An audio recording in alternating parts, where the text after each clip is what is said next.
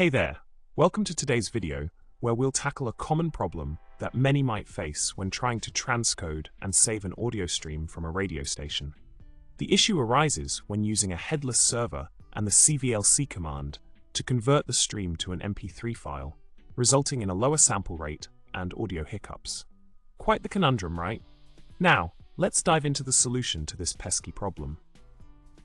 By adjusting the target bitrate of the transcoded audio stream from the default 96 to 256, using the parameter AB = 256, we've managed to increase the sample rate to the correct levels.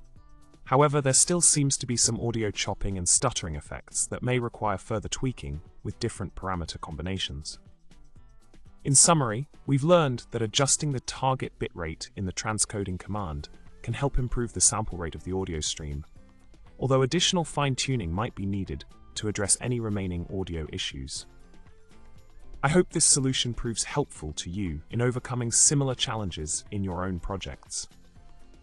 Remember, tinkering with settings can lead to finding the perfect balance for an optimal outcome. Don't forget to like, subscribe, and leave a comment below with your thoughts.